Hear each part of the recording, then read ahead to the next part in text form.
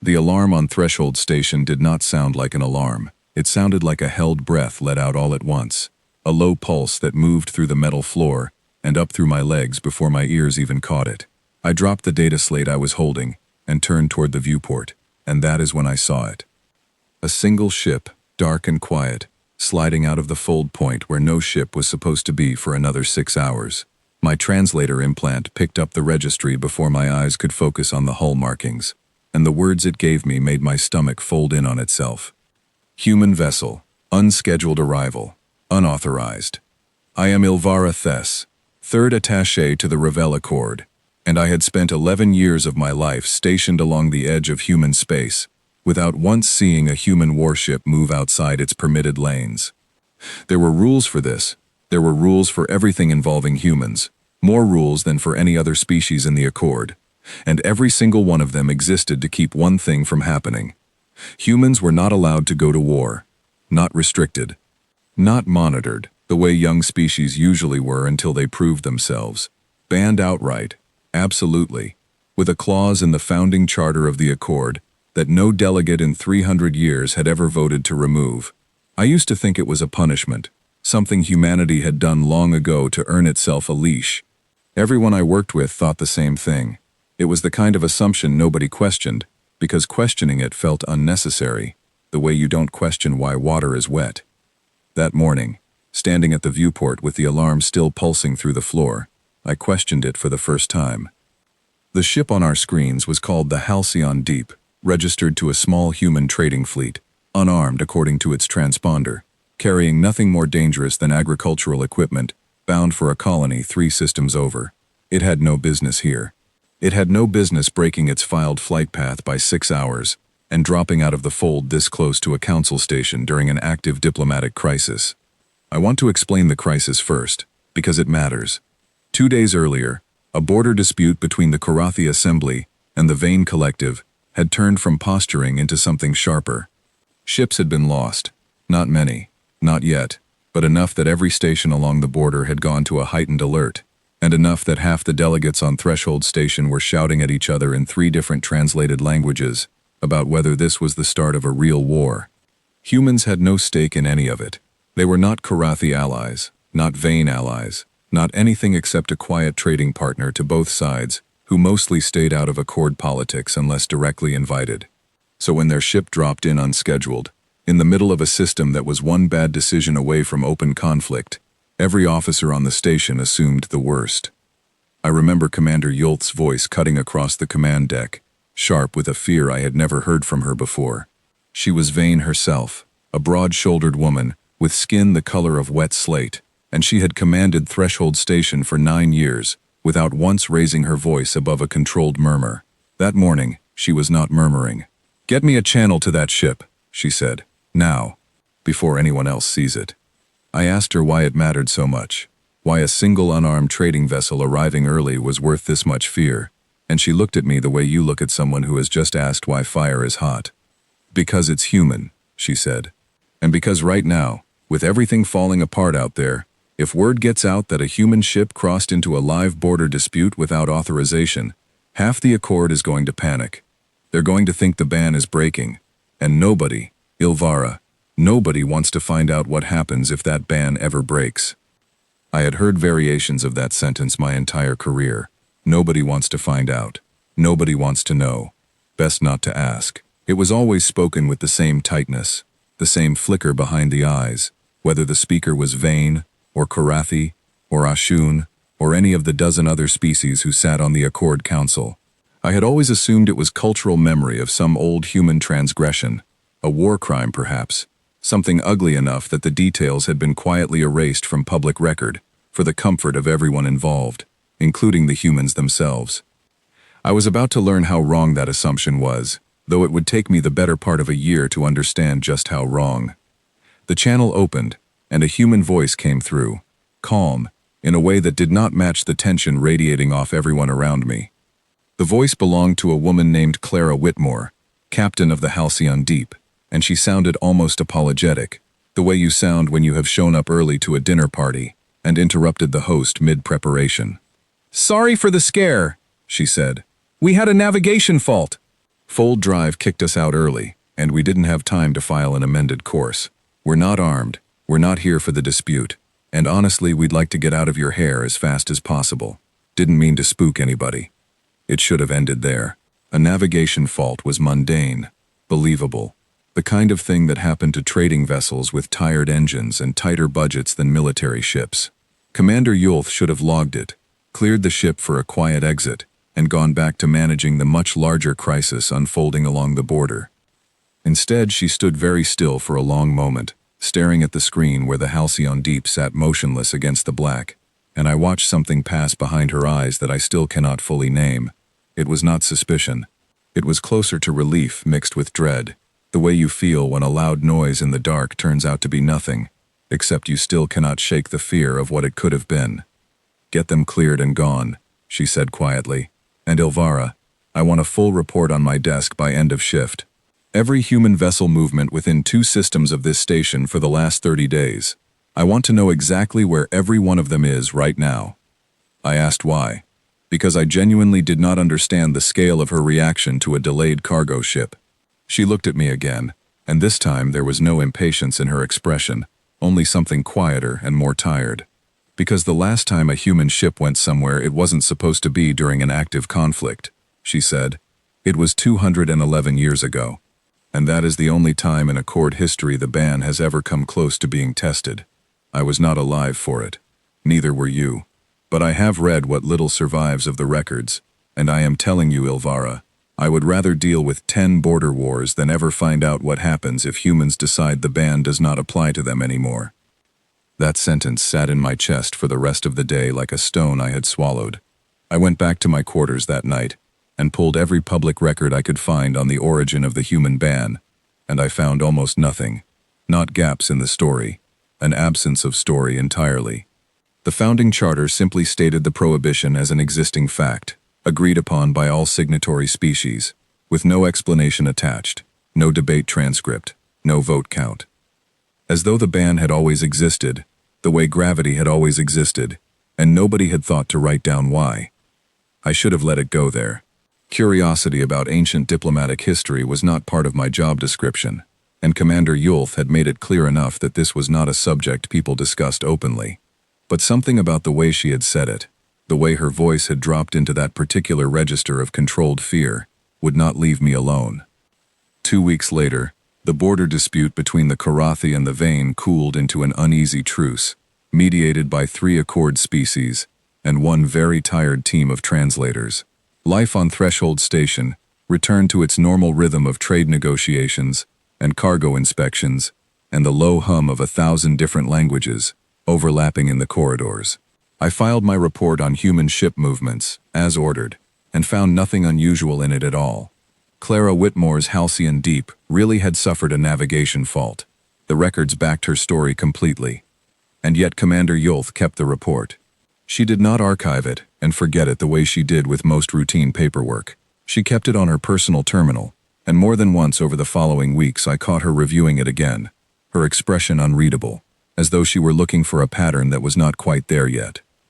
I asked her about it once, carefully, phrasing the question the way you approach something fragile. "Do you actually think something is wrong?" I asked. The ship checked out. Everything about their explanation was true. She did not answer right away.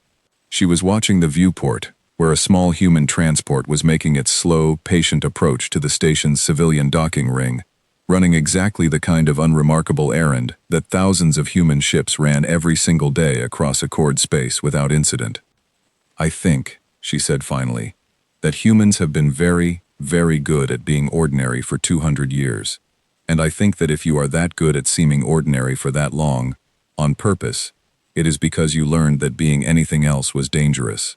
Not dangerous for them, Ilvara, dangerous for everyone else." I did not understand what she meant. Not fully, not yet. But that was the night I decided I was going to find out why the Accord had built an entire section of galactic law around 3 words that nobody would explain to me. And it was the night I stopped believing that humanity's silence about their own history was an accident.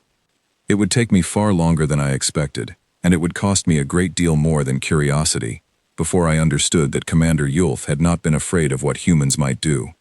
She had been afraid of what they were capable of not doing, for 2 centuries, without a single lapse, and what that kind of discipline usually meant. The days that followed felt different to me, though nothing on the surface had actually changed. I still ran my inspections, still filed my reports, still sat through the long, circular negotiation sessions that made up most of Accord diplomacy. But now I found myself watching the human traders who passed through Threshold Station with a new kind of attention, cataloging the small details I had always dismissed as unremarkable. I noticed, for instance, that human crews were unusually deferential to Accord customs officers, more so than any other species I had processed. They followed every rule without complaint, filled out every form precisely, and never once tried to argue a fine or dispute an inspection, even when the inspection was clearly excessive. At first I read this as simple politeness, the kind of cultural trait that made humans easy trading partners. But politeness does not usually come with the particular stillness I began to notice in their eyes when the subject of the Accord's military structure came up in casual conversation. There was a young human engineer named Peter Aldrich who spent 3 days on the station repairing a damaged cargo lift, and during a break he asked me, almost shyly, whether the Karathi vein dispute had fully resolved. When I told him it had, he let out a breath that seemed far too relieved for someone with no stake in the outcome. I asked him why he cared so much about a conflict that did not involve his people at all. "We always care," he said. "We just don't get to do anything about it. It's easier when it stays small." I asked what he meant by easier, and he gave me a smile that did not reach his eyes, the kind of smile you give when you have decided a conversation has gone somewhere you are not permitted to follow. "Nothing," he said. "Ignore me. Long shift." That evening I logged the conversation, the way I logged everything now, and added it to a growing file on my personal terminal that I had started calling, privately, the quiet question. It had no official standing. Nobody had asked me to compile it. But I could not stop myself from adding to it, piece by piece, the small inconsistencies I noticed in nearly every human I spoke with, veterans and traders and diplomats alike. A flinch at certain words, a studied blankness whenever military history came up, a politeness so consistent it began to feel less like culture and more like training. I did not know yet what I was building toward. I only knew that the alarm which had pulsed through the floor of Threshold Station that first morning had never fully stopped ringing in the back of my mind, and that somewhere in the silence the Accord had built around humanity's past, there was an answer waiting for anyone patient enough, or foolish enough, to go looking for it. I decided, that night, that I would be both. There was one more encounter from those first weeks that I did not add to my file right away, because at the time, I did not understand its weight. I was walking the lower ring of the station, the maintenance corridor that connected the human docking bays to the main promenade, when I passed an older man sitting alone outside a supply locker, a toolkit open at his feet and a cup of something steaming in his hands. His name tag read Nathan Ellery, listed as a systems technician on a human freighter called the Wayfinder. He nodded at me the way most humans did, polite and unbothered, and I might have kept walking if I had not noticed the small metal pin fastened to his collar. It was shaped like a closed circle, wrapped around a single downward line, plain and unadorned, nothing like the decorative insignia most species wore to show rank or achievement. I asked him what it meant, mostly out of habit, the same idle curiosity that made me note everything those days. He looked down at the pin as though he had forgotten it was there, and for a moment, his easy expression slipped into something older and heavier, before he caught it and smoothed it back into place. "It's just something we wear," he said. A reminder. A reminder. Of what? I asked. He was quiet long enough that I thought he would not answer at all. Then he said, quietly, that it was a reminder to stay exactly where you are. Not to reach for more than what is in front of you. He said his grandfather had worn one, and his grandfather before that, and that most humans over the age of 30 had one somewhere, even if they never spoke about why. I asked whether it had something to do with the ban, and his hands went very still around the cup. "Everything has something to do with the ban," he said. "You just don't always see the string until you follow it all the way back." He would not say anything more after that, no matter how gently I pressed, and eventually I let the silence sit and walked on, turning his words over and over in my mind, for the rest of that shift and long after. A reminder to stay exactly where you are, not to reach for more than what is in front of you. It sounded less like a rule imposed from the outside, and more like a vow humans had made to themselves. Something private, and painful enough that they wore it on their bodies rather than speak it aloud.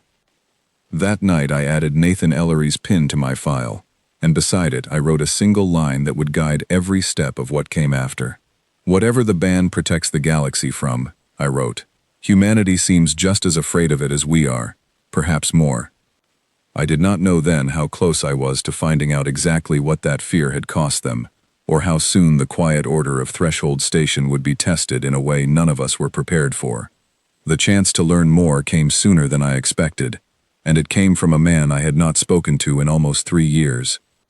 Daniel Hart had served as a liaison officer between the human trade fleets and the Accord for longer than anyone else in the sector, old enough that the lines on his face had settled into permanent grooves, and steady enough that even the most suspicious Karathi merchants trusted him without hesitation. I had worked alongside him briefly during my second year on Threshold Station, before he transferred to a smaller outpost near the edge of human territory, and I remembered him mostly as a quiet, careful man who chose his words the way other people chose their footing on ice. He returned to Threshold Station on a routine rotation, and I made a point of finding him within his first day back, ostensibly to catch up, though we both understood there was more to it than that. We met in one of the station's smaller lounges, a dim room favored by off-duty staff, where the noise of the promenade could not follow us.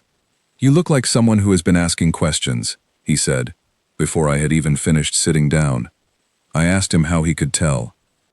"Because I used to look the same way," he said, "a long time ago, before I learned it was easier not to." I told him about the alarm, about the Halcyon Deep's early arrival, about Commander Yulth's reaction, and the strange conversation with Nathan Ellery and his pin. Daniel listened without interrupting, his expression unreadable, turning a cup of dark liquid slowly between his hands, as though the motion helped him think. When I finished, he was quiet for a long moment, and I thought he was going to give me the same answer everyone else gave, the same practiced deflection. Instead, he set his cup down and looked at me directly, in a way that felt different from every other conversation I had had on this subject. "You're not going to stop asking, are you?" he said. It wasn't really a question. I told him I did not think I could, not anymore. "Then I am going to tell you something," he said, "but I need you to understand what it costs us to say it out loud. We don't talk about this because talking about it makes it real again, in a way that sitting quietly with it does not. Every human who explains any part of this to an outsider is choosing to reopen something we spent 2 centuries trying to close. So before I say anything else, I need you to promise me you understand that this is not gossip. This is not an old scandal you get to carry around for entertainment. This is the reason my people are the way they are." I promised him, and I meant it, though I did not yet understand the full shape of what I was agreeing to. He began slowly, the way you begin walking into cold water, testing each step before committing to it. "You know that humans reach the stars later than most of the species in this accord," he said. "By the time we made first contact, most of you already had settled governments, established trade routes, centuries of diplomatic precedent. We were the newcomers, the unknown quantity. And when a species is unknown, the Accord does what it always does. It watches, it tests, it waits to see what kind of neighbor you're going to be." I nodded, because this much was common knowledge, taught in every basic Accord history course. "What isn't taught," he continued, "is what happened during the observation period. Before humanity was granted full Accord membership, before any of the trade agreements or diplomatic seats, there was a span of almost 40 years where Accord observers studied us from a distance, without making formal contact. They watched our planet the way you watch an unfamiliar animal, from behind glass, taking notes. And what did they see?" I asked. "They saw exactly what any observer would have seen if they had studied humanity during that particular stretch of our history," he said, his voice dropping lower. "They saw us at war, not with anyone from the stars, with ourselves." I did not understand at first, and I told him so. Daniel exhaled slowly, and for the first time since I had known him, I saw something that looked almost like grief pass openly across his face. "Humanity was not united," he said, "when the Accord found us. We were fractured into dozens of competing nations, and for most of our recorded history, We solved our disagreements the way every young species does before it learns better, through conflict. The Accord observers watched us do this for nearly 4 decades, cataloging every war, every escalation, every technological leap we made in service of harming each other more efficiently than the leap before.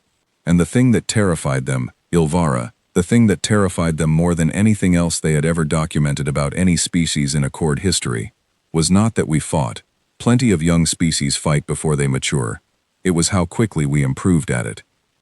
He explained, carefully, that the Accord's own historical models predicted a slow, gradual escalation curve for any species still resolving internal disputes through conflict, a curve that usually stretched across centuries and gave the species time to develop restraint alongside capability. Humanity had broken that curve entirely. Within the span of roughly 1 human century, the technology behind human conflict had advanced faster than in the previous 10,000 years combined, driven by a combination of scientific curiosity, industrial capacity, and a particular kind of stubborn creativity that the Accord observers found both remarkable and deeply alarming. They weren't afraid of what we were doing to each other, Daniel said. They were afraid of what we would eventually be capable of doing to anyone. I asked him what happened next, and he told me that this was where his knowledge became less certain, pieced together from fragments passed down through generations of human liaison officers, told carefully and quietly to those judged ready to carry the weight of it. There came a point, he said, near the end of the observation period, when human capability crossed a threshold the Accord had never seen a young species reach before formal contact. We had built weapons capable of ending not just battles, but entire regions, entire populations, in a single decision, and we had built enough of them, spread across enough competing nations, that any full-scale conflict between us carried a real possibility of ending human civilization entirely, along with everything living on our world. I felt something cold settle in my chest as I listened, the beginning of an understanding I was not yet ready to hold. We came very close, Daniel said quietly, closer than most humans alive today will ever fully know. There was a period our historians call the Long Standoff, when several of our largest nations held enough destructive capability to end each other many times over, and the only thing standing between that capability and its use was a fragile, exhausting balance of fear and restraint that took decades to build and could have collapsed in an afternoon. The Accord observers watched this balance nearly fail more than once. They documented moments where a single misread signal, a single moment of panic, could have ended not just a war, but a species. I asked how the balance held. Because we were afraid, he said simply. Genuinely, deeply afraid, in a way that eventually taught us something most young species never learn until it's too late. We looked at what we had built and what it could do, and enough of us, across enough generations, decided that fear was the only teacher we had left, and we chose to listen to it. By the time the observation period ended and the Accord made formal contact, he continued, humanity had already begun pulling itself back from that edge, slowly, painfully, through decades of difficult diplomacy between our own nations. But the Accord observers had already seen enough. They had already built their models, already run their projections of what a fully unified, fully capable humanity might become if that same drive, that same terrifying speed of escalation, was ever pointed outward instead of inward. I asked him, my voice barely steady, what those projections had shown. Daniel looked at me for a long moment before he answered, and when he finally spoke, his voice had gone very quiet, almost gentle, the way you speak when delivering news you know will change how someone sees the world. They showed a species capable of ending the conflict that formed us in a matter of years, he said, if we ever chose to point everything we had built during the long standoff at a single external threat instead of at each other, not because we were strong in ways other species weren't, because we had already learned, through nearly destroying ourselves, exactly how to escalate faster than anyone could adapt to. The lounge felt colder than it had a moment before, though I knew the temperature had not changed. I asked him the question I had been circling since the moment the alarm sounded on Threshold Station weeks earlier, the question that had driven every quiet hour I had spent combing through incomplete archives and half-finished conversations. Why did the Accord ban you from fighting, instead of simply refusing you membership? I asked. Why let you in at all? if you frightened them that much. Daniel's expression shifted then, into something I had not seen from him before, something that looked almost like sorrow, mixed with a strange, quiet pride. Because we asked them to, he said. We were the ones who proposed the ban, not the Accord. Us. I did not understand, and I told him so, and he began to explain, but before he could finish, the lounge door opened, and a junior officer leaned in, out of breath, her eyes wide with the particular urgency that only ever meant one thing on a station like ours. Ilvara, she said, Commander Yulth needs you on the command deck. Now. There's a situation developing at the Kasara colony, and it involves a human settlement. Daniel went very still beside me, and in his eyes I saw the same flicker of dread I had seen on Commander Yulth's face weeks earlier, the look of someone who had spent their whole life hoping never to see a particular kind of trouble arrive, and now watching it arrive anyway. We'll finish this later, he said, rising from his seat. I have a feeling you're about to see part of it for yourself. I followed the junior officer out into the corridor, my mind still reeling from everything Daniel had told me, and I had no idea yet that within a matter of hours, I would witness with my own eyes exactly what happens when a species that had spent 2 centuries perfecting restraint finally comes close enough to the edge of losing it. The command deck was louder than I had ever heard it, a dozen voices overlapping across as many languages, and Commander Yulth stood at the center of it with her hands braced against the main console, her eyes fixed on a tactical display that made my stomach drop the moment I understood what I was looking at. Kasara was a small, independent settlement on the edge of Accord space, home to just over 3,000 people, most of them human, living under a modest trade agreement that placed them outside any formal Accord protection. They had chosen that arrangement deliberately, valuing their independence over the safety net of council oversight, and until this moment, it had never been more than a minor administrative footnote in the sector's records. Now the display showed 6 unregistered vessels converging on Kasara's outer orbit, their configuration unmistakable even to someone without extensive military training. Raiders, the kind of opportunistic, loosely organized fleet that preyed on settlements too small for the Accord to bother defending, and too far from any major power to expect rescue. They think Kasara is undefended, Commander Yulth said without turning around, her voice tight and controlled. No Accord military presence, no formal alliance, no reason to think anyone is coming, and they know the settlement is mostly human, which makes them even more confident, because everyone in this sector knows humans don't fight. I asked her what our response would be, and she was quiet for a long moment before answering. That's the problem, she said. Kasara isn't a signatory member. We have no legal obligation to intervene, and even if we did, the nearest Accord military escort is 11 hours away. By the time anyone official arrives, this will already be over, one way or another. I asked what she meant by one way or another, and she finally turned to look at me, and I saw in her eyes the same fear I had seen the day the Halcyon Deep arrived unscheduled, except sharper now, closer to the surface. There's a human trade escort in the system, she said. Small, lightly equipped, meant for deterring petty smugglers, nothing more. Its captain has already requested permission to respond. I asked if we were going to grant it. It's not ours to grant or deny, she said. The ban doesn't require our permission to enforce itself. It requires theirs to obey it. And right now, Ilvara, I genuinely do not know if they will. I did not fully understand the weight of what she was telling me until later that night, when I finally located the human liaison officer's private channel and reached Daniel Hart, still awake in his quarters, his face pale in the low light of his terminal. You heard, he said. It wasn't a question. I asked him what the trade escort captain was planning to do. Follow the rules, he said. Same as always. Broadcast a warning, offer evacuation support, keep weapons cold no matter what happens. That's what the ban requires. That's what every human captain in this sector has done for 200 years, without exception, no matter how much it costs them.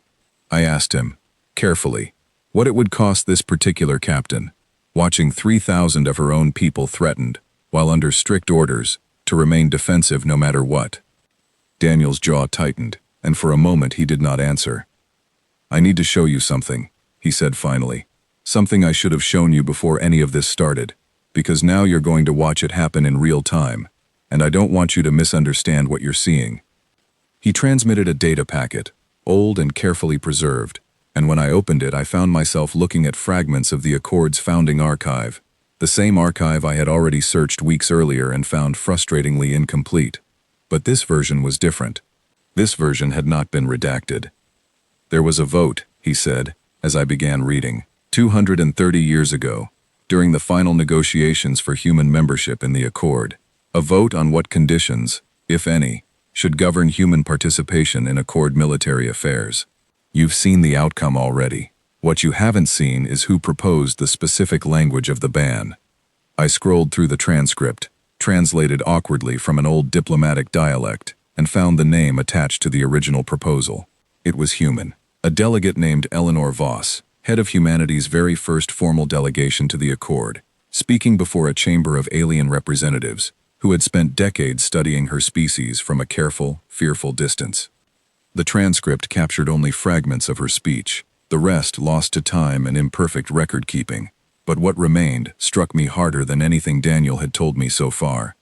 "We are asking you," the fragment read, "not to protect yourselves from us. We are asking you to help us protect ourselves from what we could become again, if we are ever given a reason powerful enough, and a target far enough away, to justify it to ourselves the way we once justified it to each other." I read the line 3 times before I looked up at the screen where Daniel was watching me, waiting. "She wasn't afraid of the Accord judging humanity," he said quietly. "She was afraid of what would happen if humanity was ever handed a legitimate reason to fight, backed by legitimate allies, with a target that felt sufficiently distant and sufficiently justified." She had lived through the long standoff. She had watched her own parents live in a world that came within hours, sometimes within minutes, of ending everything, and she understood something the rest of the Accord didn't fully grasp yet, which was that humanity's danger was never really about capability. It was about permission. I asked him what he meant. "Every war we ever fought against each other," he said, "we found a way to justify to ourselves first. Every escalation felt necessary in the moment it happened. The technology that nearly ended us wasn't built by monsters, Ilvara. It was built by frightened, clever people who believed, each time, that they had no other choice." Eleanor Voss understood that if humanity was ever welcomed into a wider community of allies, with legitimate conflicts and legitimate enemies, and legitimate reasons to fight, we would find that justification again eventually, and this time, there would be no one left afterward to write down what we'd learned from the long standoff, because we'd have already spent it all fighting someone else's war and calling it noble. "So she asked for the ban herself," I said, understanding beginning to settle over me like a weight. "She begged for it," Daniel said, "on behalf of a species that did not yet trust itself, and the Accord, terrified as they were of what they'd observed during the long standoff, agreed almost unanimously, because it solved a problem for both sides at once. It gave humanity a wall between our worst instincts and any excuse to indulge them, and it gave the rest of the Accord peace of mind that the most dangerous species they had ever encountered would never be handed a battlefield." I looked back at the tactical display still glowing faintly on a secondary screen behind him, at the 6 raider vessels closing on Kasara, at the single small human trade escort holding position, weapons cold, exactly as the ban required. "And now," I said slowly, "that escort captain has a legitimate reason. An undefended human settlement, an enemy with no claim to mercy. Every justification anyone could ever ask for." Daniel's expression did not change, but something in his eyes did, something that looked almost like fear, for the first time since I had known him. "Yes," he said, "and in 200 years, this is the closest any of us have come to finding out whether 2 centuries of discipline actually holds, or whether it was only ever waiting for the right kind of reason to break." Neither of us spoke for a long moment after that. On the screen behind him, the raider vessels continued their approach, and somewhere in that system, a human captain was staring down the same terrible choice her ancestors had spent 200 years training every generation after them never to make again. I asked Daniel if he thought the ban would hold. He was quiet for so long that I thought he would not answer at all. "I think," he said finally, "that we have spent 2 centuries teaching ourselves that restraint is not weakness, but I have never watched it tested against something like this. Not really. Not with children on the ground and a clock running out and no one else coming in time. I did not sleep that night. I sat at my terminal, watching the tactical display update in slow, careful increments. The raider fleet drawing closer to Kasara's outer defenses. The single human escort holding its position with a discipline that felt, the longer I watched it, less like obedience, and more like something being deliberately, painfully restrained. Somewhere beneath that stillness, I understood now, was exactly the kind of capability Eleanor Voss had once begged an entire galaxy to help her people wall away from themselves. And within a matter of hours, I was going to find out exactly how strong that wall really was. The Raider fleet reached Kasara's outer orbit a little before dawn, by the settlement's local clock, and Commander Yulth allowed me to remain on the command deck to observe, though she made it clear I was there to watch, not to speak. The human escort ship was called the Meridian's Watch, a modest vessel with a crew of 40 under the command of a captain named Grace Aldwin, whose voice I had heard only once before, weeks earlier, during a routine trade clearance call that had given no hint of the woman I was about to hear now. She opened a channel to the raiders the moment they crossed into Kasara's defensive perimeter, and her voice, when it came through the command deck speakers, was steady in a way that made the hair on my arms rise. "This is Captain Grace Aldwin, of the Meridian's Watch," she said. "You are approaching a civilian settlement under trade protection. I am authorized to offer you one opportunity to withdraw. I strongly recommend you take it." The raider commander's response came back garbled with static and contempt, a voice that clearly believed it was speaking to no real threat at all. I will not repeat what he said, but the meaning was unmistakable. He believed the humans below were exactly what the rest of the galaxy believed them to be: harmless, restrained by law, incapable of anything more than words. "Understood," Captain Aldwin said, her voice not changing at all. Then I wanted on record that the offer was made. What followed was not what I expected, and I think, looking back, it was not what the raiders expected either. The Meridian's Watch did not move to engage. Its weapons remained cold, exactly as the ban required, exactly as 2 centuries of unbroken discipline demanded. Instead, Captain Aldwin began broadcasting evacuation coordinates to every settlement transponder within range, her voice calm and clear, even as the raider fleet began its final approach toward the colony's surface installations. "Kasara Control, this is the Meridian's Watch," she said. "Begin immediate evacuation to designated shelter points. We will hold position and provide what cover we can within our operational limits. Do not wait for confirmation. Move now." I watched the tactical display as thousands of small transponder signals began converging toward the colony's underground shelters, a slow, orderly wave of movement that spoke to careful planning long before this morning.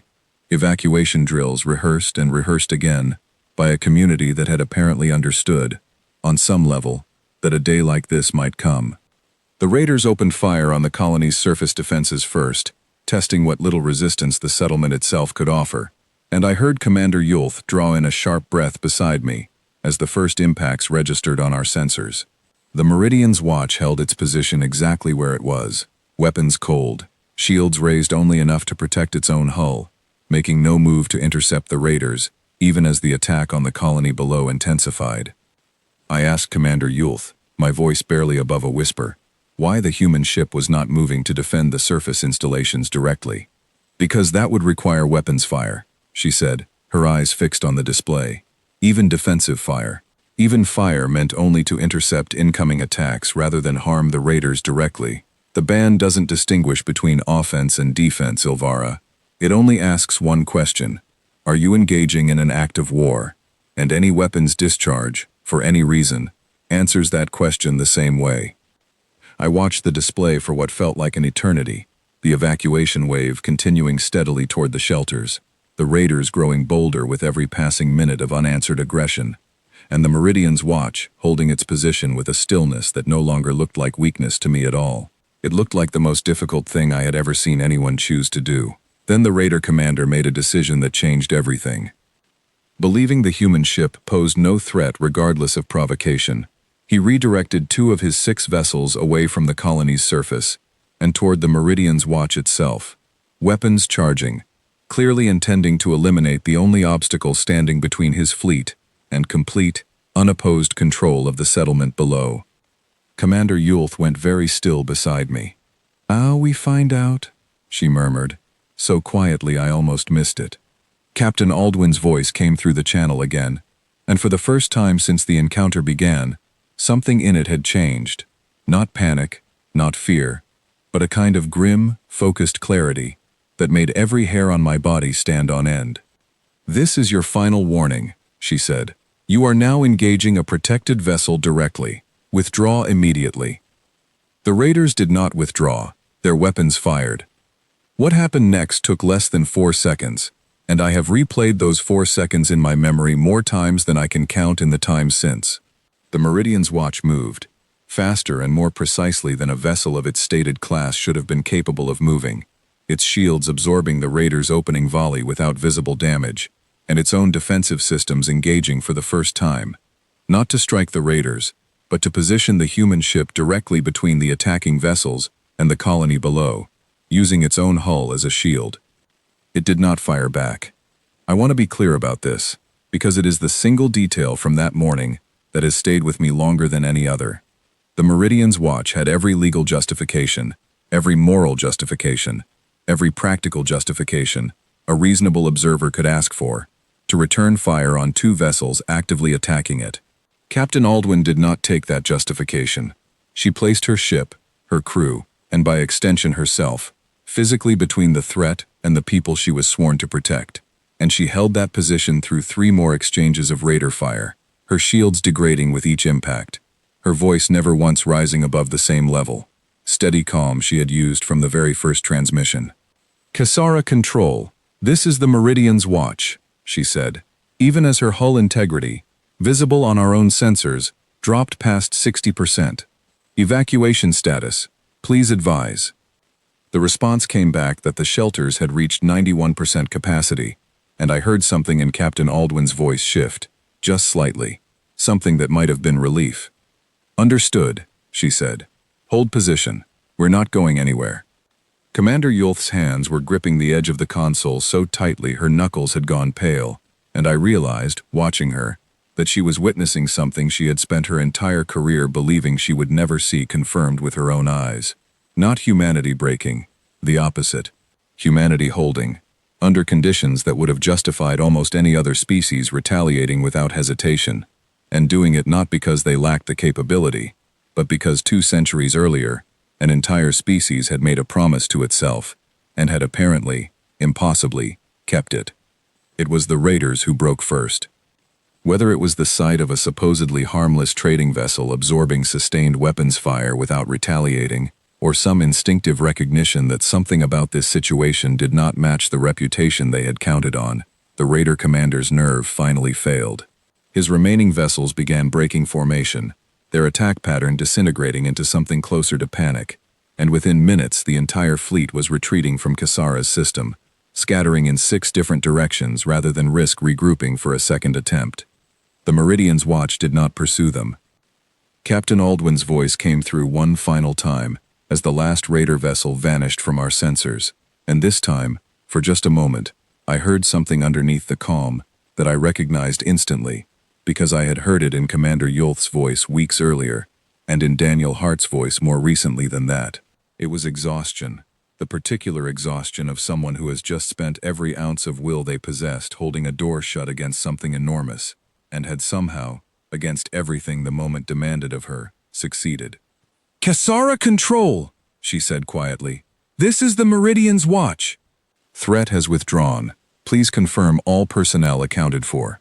The confirmation came back a few minutes later. Every single resident of the settlement, all 3,000 and change, had reached shelter safely. Not one casualty, not one injury, beyond minor scrapes from the evacuation itself. I looked at Commander Yulth, and found her staring at the now empty tactical display with an expression I had never seen on her face before, something caught between disbelief and a kind of reverent, frightened awe. "They didn't fire a single shot," she said, almost to herself. Under that much provocation, with that much justification, they didn't fire a single shot. I asked her if this meant the ban was stronger than anyone had feared, and she turned to look at me, and for the first time since I had known her, I saw something in her expression that looked almost like uncertainty. "It means the ban held today," she said carefully. "It means Grace Aldwin is a remarkable woman who did something I am not certain I could have done in her place. But Ilvara, I want you to understand something, because I think you're the only person on this station who has been paying close enough attention to hear it properly. Today, humanity was tested with an enemy that had no real chance of winning, regardless of what Captain Aldwin chose to do. 6 raider ships against a colony, no matter how it played out, was never going to threaten the survival of humanity as a species. That is not the same test as the one Eleanor Voss was afraid of 200 years ago, when she asked for this ban in the first place." I asked her what test she meant. She looked past me, toward the wider dark beyond the viewport, toward the border, where the Karathian Vane ceasefire still held, fragile and uncertain, and I felt a chill move through me that had nothing to do with the temperature of the command deck. "The test that matters," she said quietly, "is what happens when the stakes are real. When it is not a colony that can be evacuated in time, but everything. When the enemy is not 6 disorganized raiders who break the moment they meet resistance, but something patient and organized and determined to finish what it starts. I hope we never find out how humanity answers that question, but I have a feeling, after everything we just watched, that we are not as far from finding out as any of us would like to believe." I did not know, standing on that command deck with the adrenaline of the last hour still humming through my body, how right she was, or how soon her fear would be tested in a way that made the events at Kisara look like nothing more than a distant warning shot. I found Daniel Hart 2 days later, in the same quiet lounge where he had first begun explaining Eleanor Voss and the origin of the ban, and this time, he did not wait for me to ask before he started speaking. "You want to know about the one time it was tested before," he said, before I had even taken my seat. "Commander Yulth mentioned it to you weeks ago, didn't she? 211 years. I told him she had, and that she had refused to say anything more about it. Most humans who know the full story refuse to say anything more about it either," he said. "I'm only willing to tell you because I think you've earned the weight of it, and because after what happened at Kisara, I think you need to understand exactly how much worse it could have gone." He was quiet for a moment, gathering himself, and when he began speaking again, his voice had taken on a different quality, something more personal than the careful, measured history lesson he had given me before. "My grandmother was 7 years old when the long standoff nearly ended," he said. "Not the observation period the Accord catalogued from a distance. I mean the actual night, the specific hours, when 2 of our largest nations came closer to using everything they had built than at any other point in our history. She used to tell me about it when I was young, before she understood I was old enough to really hear it. She said the thing she remembered most wasn't the fear, it was the quiet. Entire cities held their breath for 6 hours, while leaders on both sides tried to determine whether a faulty early warning system had detected a real attack or a phantom one. 6 hours, Ilvara. My grandmother spent her 7th birthday in a shelter beneath her school, not knowing if the world above her would still exist when she came back out. I asked him what had actually happened, and he explained, slowly, that a malfunctioning satellite system had briefly registered a launch pattern that did not exist, and that only the judgment of a single officer, who chose to trust his own doubt over the data in front of him, had prevented an automatic retaliation sequence from beginning. One person's decision to wait 5 more minutes for confirmation, against every protocol telling him to act immediately, was the only reason his grandmother had lived long enough to tell him the story at all. That was decades before we ever met the Accord, he said. That was us, deciding what to do with each other, with no one watching, no one to hold us accountable except ourselves. And it was that kind of moment, repeated in different forms across different generations, that eventually taught us the lesson Eleanor Voss carried into her testimony when she asked for the ban. We did not survive the long standoff because we were wise. We survived it because we got lucky enough times in a row to eventually become careful. I asked him about the incident 211 years ago, the one Commander Yulth had refused to explain, and his expression grew heavier, more guarded, in a way I had not seen even when he described his grandmother's memory of the shelter. That one is different, he said. That one happened after the ban, after Eleanor Voss's promise had already been written into Accord law, after 2 generations of humans had already grown up believing the restraint she asked for was simply part of who we were now. And then something happened that came close enough to breaking it, that the Accord quietly rewrote parts of its own emergency protocols afterward, though almost nobody outside the highest levels of Accord leadership knows the details even now.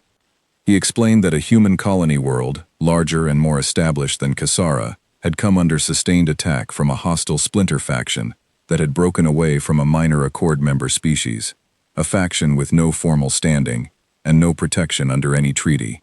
The attack had gone on for days, not hours, and unlike Kasara, evacuation had not been fully possible. The colony's population numbered in the hundreds of thousands, its shelters insufficient, its defenses inadequate against a prolonged siege rather than a single opportunistic raid.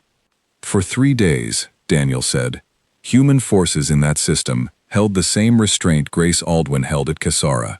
No offensive action, defensive positioning only, exactly as the ban required, even as casualties mounted on the ground, even as the situation grew more desperate with every passing hour. And on the 4th day, the commanding officer of the Human Defense Fleet received confirmation that the hostile faction was preparing a final assault specifically designed to overwhelm the colony's remaining shelters entirely, an assault that Accord military analysts later confirmed would have resulted in near total loss of the civilian population. I asked what the commanding officer did. He requested emergency authorization from Accord Command to suspend the ban, Daniel said, just for that engagement, just long enough to neutralize the threat before the final assault could begin. And here is the part almost nobody discusses, even among ourselves. Accord Command denied the request. I felt my chest tighten as I listened, understanding, before he even said it, how close this story must come to the edge of something unbearable. They denied it, he continued, because the precedent terrified them more than the potential loss of life. If the ban could be suspended once, under sufficiently desperate circumstances, then every future crisis would carry the same argument, the same pressure, the same slow erosion of the very restraint the ban existed to protect. So they refused, and they left one human officer and his fleet holding a defensive line against an overwhelming, unrestrained enemy, with express orders that under no circumstances, no matter what happened on the ground, was he permitted to answer force with force. I asked him what happened to the colony, and the words nearly did not want to come out of me before I asked, because some part of me had already guessed the shape of the answer and did not want to hear it confirmed. He held the line anyway, Daniel said quietly. Not by fighting back, by doing something that has never been fully explained in any official record I've ever seen, though every human liaison officer who has heard the story tells it the same way, passed down carefully from one generation to the next. He moved every ship under his command into a formation that placed the entire fleet between the hostile faction and the colony's last remaining shelters, hull to hull, weapons cold, and held that position through the full weight of the final assault. His ships took damage that should have destroyed them several times over. Some of them did not survive, but the formation held long enough for the last of the ground defenses to buy the colonists enough time to reach whatever shelter existed, and long enough for the hostile faction, faced with an obstacle that refused to move no matter what was thrown against it, to eventually break off the assault, rather than continue expending resources against a wall that would not fall. I asked how many of the human crew survived. Less than half, he said. The officer who made that choice was among those who did not. The lounge was silent for a long moment after that, and I found I did not have any words ready, nothing that felt adequate to the weight of what he had just told me.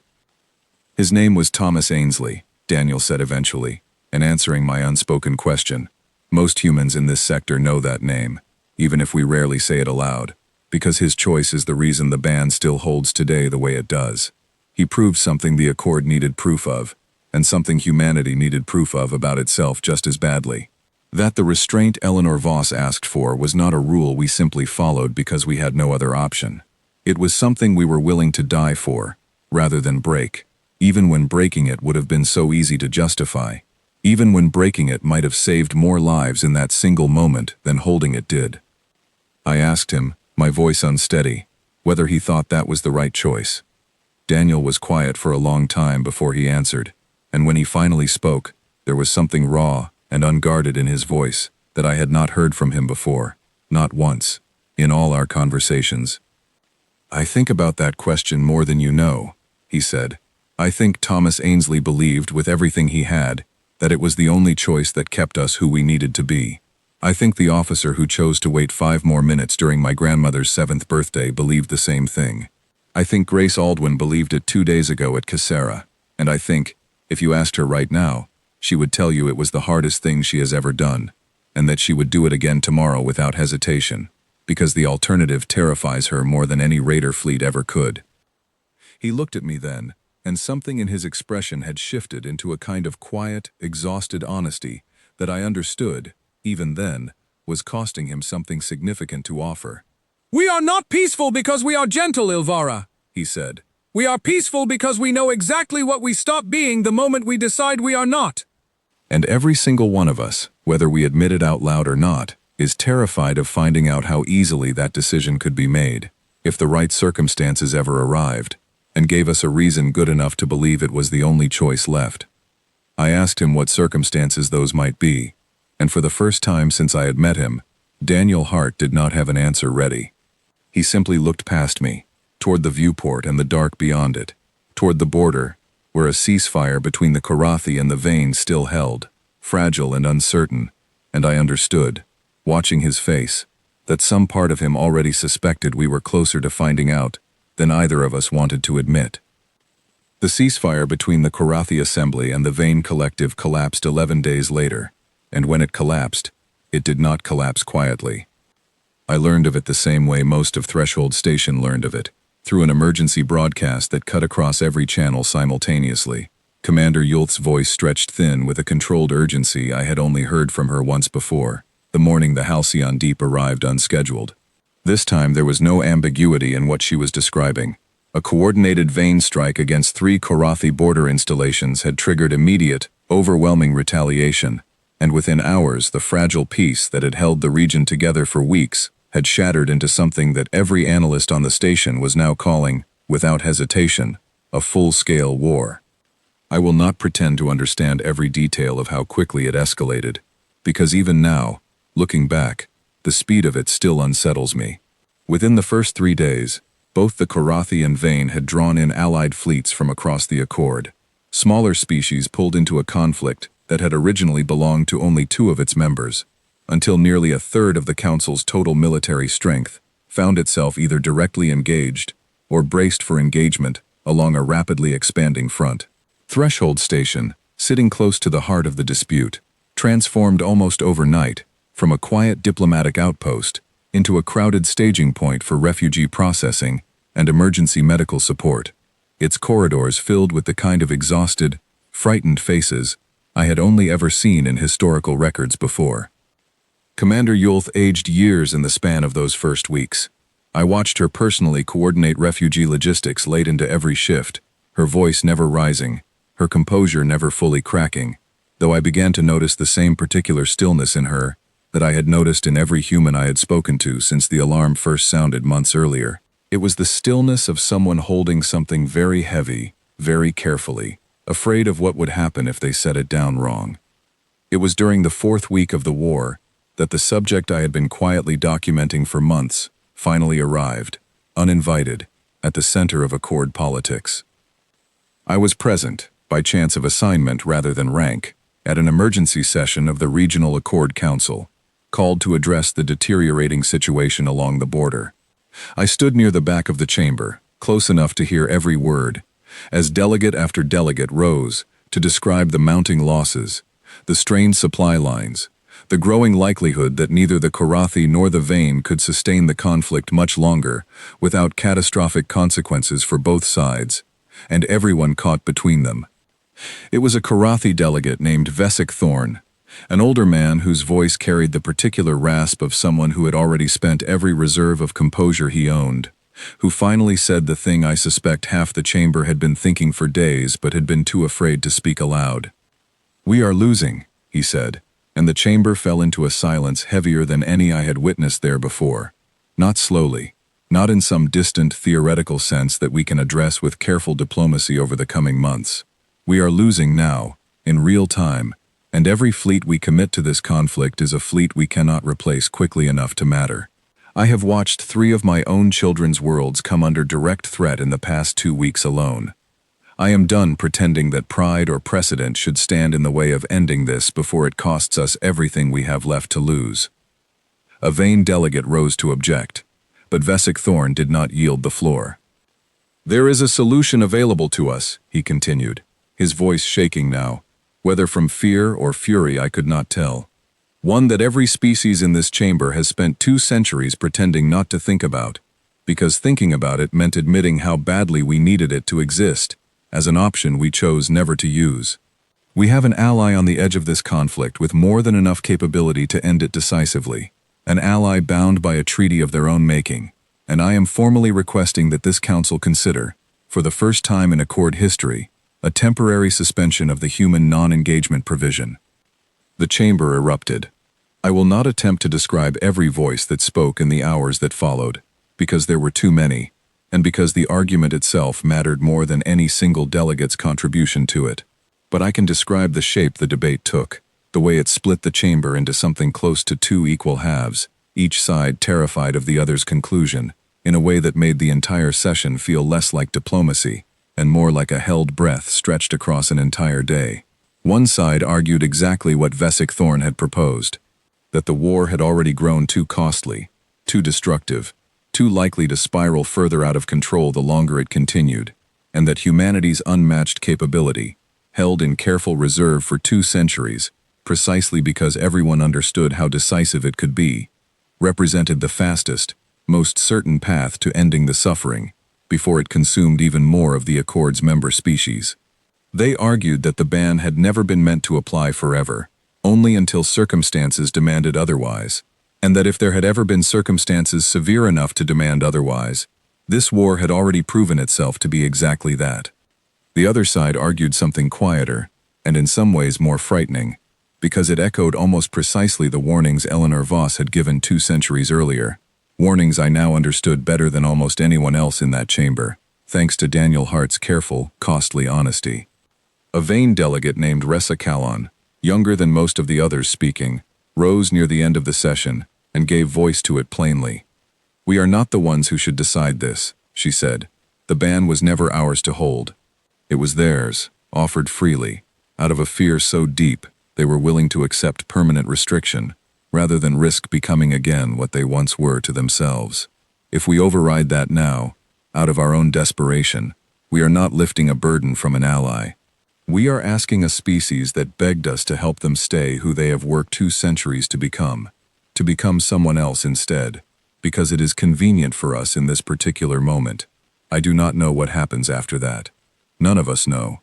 And I would rather live with this war a while longer than find out." The session ended without resolution, the chamber too divided to reach any formal vote that day, but I understood, watching the delegates file out, their faces drawn and uncertain, that the question would not simply disappear. It had been asked aloud now, formally, in front of the entire Accord leadership, and questions like that, once spoken, rarely returned quietly to the silence they had come from. I found Daniel Hart that same evening, in his quarters this time, rather than the lounge, and I did not need to explain what had happened in the chamber. He already knew. Every human liaison officer across the sector already knew, and I could see in his face that the weight of it had already settled somewhere deep and unshakable. "They're going to ask us," he said quietly, before I had even sat down. "Not today, maybe not this week, but they're going to ask, because the war isn't going to end on its own fast enough to satisfy anyone who's watching their own people die in it. And when they ask, we're going to have to answer, formally, as a species, for the first time in 200 years." I asked him what humanity's answer would be, and he was quiet for a long moment, his hands folded in his lap, his eyes fixed on some point in the middle distance that I understood, even then, held more history in it than I would ever fully comprehend. "I don't know," he said finally, and the honesty in his voice frightened me more than any confident answer could have. "I genuinely don't know, Ilvara. I know what Eleanor Voss would have wanted us to say. I know what every human who has carried her promise for the last 200 years has trained themselves to believe they would say, if this moment ever came. But I also know that every one of those people, myself included, has spent their whole life hoping we would never actually have to find out whether the promise holds when the reason to break it is finally good enough, finally desperate enough, finally righteous enough, that saying no starts to feel like its own kind of cruelty. He looked at me then, and something in his expression had shifted into a kind of exhausted, unguarded fear that I had not seen from him even when he described Thomas Ainsley's final choice. "I keep thinking about my grandmother," he said quietly. "About that officer who waited 5 more minutes instead of trusting the data in front of him. About Thomas Ainsley, and Grace Aldwin, and every human who ever chose restraint when everything in front of them argued for something else. And I keep wondering if the reason we've held this long isn't because we're stronger than the temptation. I wonder if it's because we've never actually been asked, formally, with an entire galaxy watching, and an entire galaxy's suffering weighing on the answer, whether we would still choose it." Neither of us spoke for a long time after that, the silence between us heavier than any conversation we had shared before, and somewhere beyond the walls of that small, quiet room, an entire Accord Council was preparing to ask humanity a question that had waited 2 centuries to be spoken aloud, uncertain, all of them, myself included, what kind of answer would finally come back. The formal request came 19 days later, delivered not to the Regional Council, but to the full Accord Assembly, broadcast across every member world simultaneously, so that no single delegation could claim afterward that the decision had been made quietly, away from the weight of public witness. By then the war between the Korathi and the Vane had drawn in nearly half the Accord's military strength, and the casualty reports arriving each day had grown too heavy for even the most composed delegates to read aloud without their voices breaking somewhere in the middle. I was granted a place in the observation gallery for the session, a privilege owed less to my rank than to Commander Yulth's quiet insistence that I had earned the right to witness whatever happened next. I sat beside her, watching the assembly chamber fill with delegates from every corner of Accord space, and beside them, in a section reserved for observers rather than voting members, a small human delegation took their seats, with a stillness that reminded me powerfully of Grace Aldwin's voice on that first morning at Cassera. I recognized none of them personally except Daniel Hart, seated near the end of the row, his hands folded in his lap, his face carrying an expression I had never seen on him before, something between grief and resolve that made him look, for the first time since I had known him, genuinely uncertain of what was about to happen. The assembly chair, an elder Ashuan delegate whose voice carried the practiced weight of decades spent presiding over difficult sessions, opened the proceedings with as little ceremony as the moment allowed.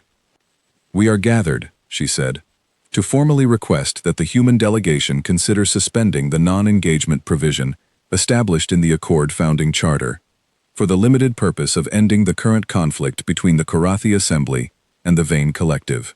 This request is made with full awareness of the provision's origin and full respect for the reasons it was asked for in the first place. We do not make it lightly. We make it because we no longer believe we have another path available to us that does not cost more lives than any of us are willing to continue losing." She turned toward the human delegation, and the entire chamber seemed to lean forward with her, a silence so complete that I could hear my own pulse in my ears. "The floor is yours," she said. "However you choose to answer." A woman rose from the center of the human delegation, and I recognized her immediately from records Daniel had shown me weeks earlier, though I had never expected to see her in person. Her name was Margaret Osei, the senior human representative to the Accord, a woman whose quiet, careful diplomacy had guided humanity's relationship with the rest of the galaxy for nearly 2 decades. She did not move to a podium or raise her voice for effect. She simply stood and spoke, in a tone that carried effortlessly across the entire chamber despite its stillness. 211 years ago, she began, one of our officers held a defensive line with his own body and the bodies of his crew, rather than answer force with force, because he believed the promise we made to this accord was worth more than his own survival. 11 days ago, one of our captains stood between an undefended colony and an attacking fleet, absorbing weapons fire she could have answered at any moment, because she believed the same thing. For 2 centuries, every single human who has ever stood at the edge of that particular choice has chosen the same answer, not because it was easy, and not because we lacked the capability to choose otherwise, but because we understood something about ourselves that most of you have only ever studied from a distance. She paused, and in that pause I felt the entire chamber hold its breath alongside her. "We asked for this ban ourselves," she continued, because we nearly destroyed everything we had, twice, before we understood what we were capable of, when given a reason that felt righteous enough. We have spent 2 centuries proving, to ourselves as much as to you, that we could hold that promise even when holding it hurt. I will not stand here and pretend that promise has cost us nothing. Every time we have watched suffering, we had the power to end, and chose restraint instead. It has cost us something none of you will ever fully understand, because none of you carry what we carry. Her voice did not waver, but something in it deepened, and I found myself gripping the edge of my seat without meaning to. But we have watched this war for 19 days, she said. We have watched the casualty reports the same as every delegate in this chamber. We have listened to Vesic Thorn describe his own children's worlds under threat, and we have understood, better than most of you might expect, exactly what it costs to watch people you love stand in danger while you have the power to help and choose not to use it. So today, for the first time in 211 years, humanity is going to answer differently. The chamber went utterly silent. We will suspend the provision, she said, for this conflict, for this purpose only, under conditions we will negotiate in full with this assembly, before a single ship moves. We do this not because the promise we made was wrong. We do this because Eleanor Voss, when she asked for this ban, asked for something specific. She asked us to protect the galaxy from what we might become, if we were ever handed a reason to fight, that we had not carefully, honestly examined first. We have examined this one. We believe it is real. We believe ending it quickly will save more lives than continuing to hold a line we no longer believe protects anyone. She looked, for a long moment, directly at the human delegation seated around her, and then back to the assembly. But I want every delegate in this chamber to understand exactly what you are asking for, she said, her voice dropping into something quieter, almost gentle, the way you speak when delivering a truth you know will unsettle whoever hears it. You have spent 200 years believing the ban existed to protect you from us. That was never entirely accurate. The ban existed to protect all of us, together, from a version of humanity none of us ever wanted to meet. Today, you are asking that version to step forward, just once, just long enough to end this. We will do it, because we believe the cost of refusing has finally grown too high. But do not mistake what you are about to see for the humanity you have known for 2 centuries. What you are about to see is the humanity we have spent 2 centuries trying very, very hard never to become again. The vote to accept the terms of humanity's response passed within the hour, nearly unanimous, though I noticed more than a few delegates cast their votes with expressions that looked less like relief and more like the particular fear you feel when you have finally received the thing you asked for, and only then understood what it would actually cost. I found Daniel Hart afterward, in the corridor outside the chamber, standing very still with his eyes fixed on nothing in particular. I asked him how he felt, and he was quiet for a long moment before answering. Relieved, he said finally, and terrified. Both, at exactly the same time, in a way I don't think I've ever felt before. I asked him what would happen now. Ships are already moving, he said. Fleets that have sat in reserve for longer than either of us has been alive, built and maintained and quietly modernized across 2 centuries of restraint, are being brought forward for the first time, under full authorization. We have people, Ilvara, who trained their entire lives for exactly this scenario, hoping with everything in them that the training would never be needed. Tonight, it's needed. I asked him if he thought the war would end quickly now. He looked at me, and something in his eyes had changed since the last time we had spoken, something quieter and heavier and entirely new. I think, he said, the Korathi and the Vane are about to learn something the rest of the galaxy has spent 200 years being very carefully, very deliberately protected from learning. I think they are about to find out exactly why Eleanor Voss thought this promise was worth begging for. And I think, when it is over, this entire accord is going to look at humanity differently than they have ever looked at us before, and I am not certain any of us are ready for what that will mean, going forward, for a species that has just proven, in front of the whole galaxy, that the wall we built around ourselves was never a wall built from weakness at all. We stood together in that corridor for a long while after that, saying nothing more, watching through the nearest viewport as, far in the distance, the first of the human fleets began to move. I did not know, that night, everything that would follow. I did not know how the war would end, or how quickly, or what the galaxy would look like once it did. I only knew, standing beside a man who had spent months teaching me the true weight of a promise his people had carried for 2 centuries, that something ancient and enormous had finally been allowed to wake, and that whatever came next, the galaxy's understanding of the word human was never going to be the same again. Somewhere out past the viewport, in the dark between the stars, the nightmare humanity had spent 200 years holding carefully at bay had finally, formally, been called forward. And for the first time since Eleanor Voss stood before a frightened Accord and begged them to help her people wall it away, no one, not the Karathi, not the Vane, not a single delegate in that entire assembly, had any real idea what they had just unleashed. The war ended 8 days later. I want to tell you it ended slowly, that the human fleets fought long and hard battles across a dozen contested systems the way the Karathi and Vane had for months before them. That is not what happened, and the speed of it is the part that still, even now, keeps me awake more nights than I would like to admit.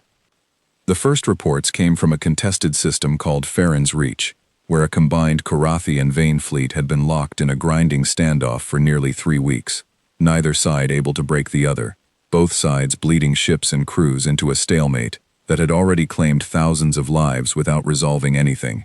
A single human task force arrived there on the 6th day of their deployment, and according to the Karathi commander who later gave testimony before the Accord Assembly, the engagement itself lasted less than 40 minutes. He did not describe what he saw in detail. Most of the officers who witnessed those engagements directly chose not to, and I have come to understand, in the time since, that this was not a matter of secrecy so much as a kind of shared, unspoken agreement among everyone who was there, that some things are better carried quietly than spoken aloud for the comfort of those who were not. What he did say, in the brief testimony he offered, was that he had commanded fleets for over 30 years, had studied every major conflict in recent Accord history, and had never in his life witnessed anything move, decide, and end the way that human task force moved, decided, and ended the standoff at Farron's Reach. By the end of the 8th day, both the Karathi Assembly and the Vane Collective had formally requested a ceasefire, and this time neither side hesitated the way they had during the fragile, uneasy truce months earlier. Margaret O'Say stood before the Accord Assembly one final time, to confirm the terms, her voice as calm and measured as it had been the day she accepted the request to suspend the ban, and I remember watching her face very closely, searching for some sign of triumph or relief that I never quite found. What I found instead was exhaustion, deep and quiet, the particular exhaustion of someone who has just carried something enormous across a very long distance and set it down, finally, somewhere she hoped it would not need to be picked up again for a very long time.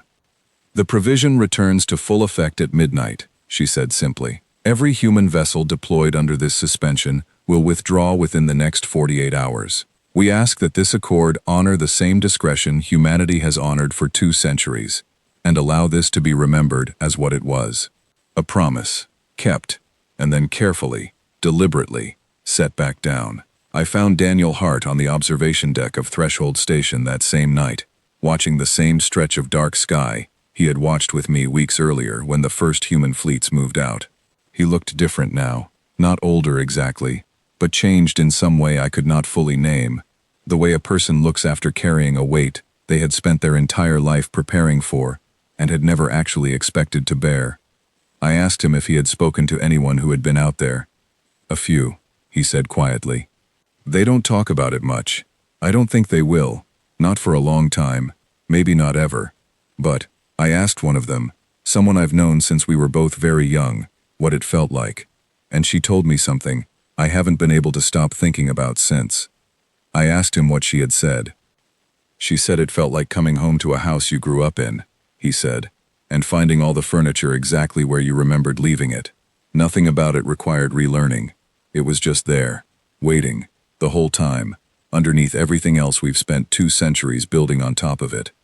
Neither of us spoke for a long while after that, watching the slow, ordinary traffic of trade ships moving through the dark beyond the station, the same unremarkable rhythm that had defined this stretch of space for as long as I had been stationed here, And I understood, watching it, that something fundamental had shifted, regardless of how quiet the surface remained.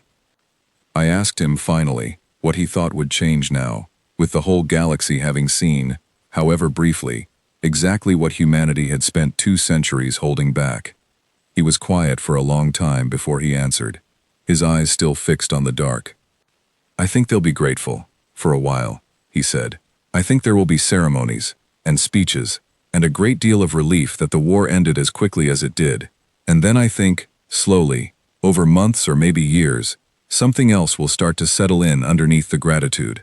A different kind of caution than the one they've carried about us for 200 years. Because before today, the galaxy feared us the way you fear a story you were told as a child.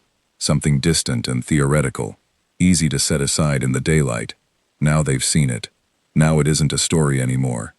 I asked him if that frightened him. He turned to look at me then, and for the first time since I had known him, I saw something in his expression that looked, unmistakably, like hope, threaded carefully through the exhaustion, and the grief, and everything else the last months had cost him. "A little," he admitted, "but I'll tell you what frightens me less than it used to. 200 years ago, Eleanor Voss stood in front of a room full of frightened strangers and asked them to trust a species they barely understood, because she believed, more than anything else, that we could become something better than what we had been. Today, an entire accord watched us prove that promise still holds, even now, even after we finally used what we had been protecting them from for so long. We didn't become the nightmare they always feared, Ilvara. We became exactly what she promised them we would be. Careful, restrained, willing to set the weight back down the moment it was no longer needed." He looked back out at the dark, at the slow, patient movement of ships going about their ordinary business, unaware or unconcerned with everything that had just changed in the space of a single, terrible, necessary week. "That has to count for something," he said quietly. "I have to believe that counts for something." I stood beside him for a long time after that, saying nothing more, watching the same stars we had both been watching for months now, and I found myself thinking not of the war, or the vote, or even the quiet, terrible efficiency of Farron's reach, but of a small metal pin, shaped like a closed circle, wrapped around a single downward line, worn by an old technician who had told me, on an ordinary afternoon that felt like a lifetime ago now, that it was a reminder to stay exactly where you are. I understood, finally, exactly what he had meant. Humanity had been given, at last, the reason it had spent 2 centuries dreading. And when the moment came, they had done what the reason demanded. And then, just as deliberately, just as carefully, they had turned around and walked themselves back to exactly where they had promised, 200 years earlier, that they would always choose to stand. The galaxy would carry the memory of that week for a very long time. I know I will. But somewhere underneath the fear, underneath the awe, underneath every quiet, unspoken story that would never be told in full detail to anyone who had not been there to witness it themselves, there was something else too, something I had not expected to find at the end of everything I had learned, since that first alarm pulsed through the floor of Threshold Station. There was trust, hard-won and carefully earned, in a species that had proven, when it mattered most, that the promise they made was never a cage at all. It was a choice, made freely, and kept, even when keeping it cost them everything they had.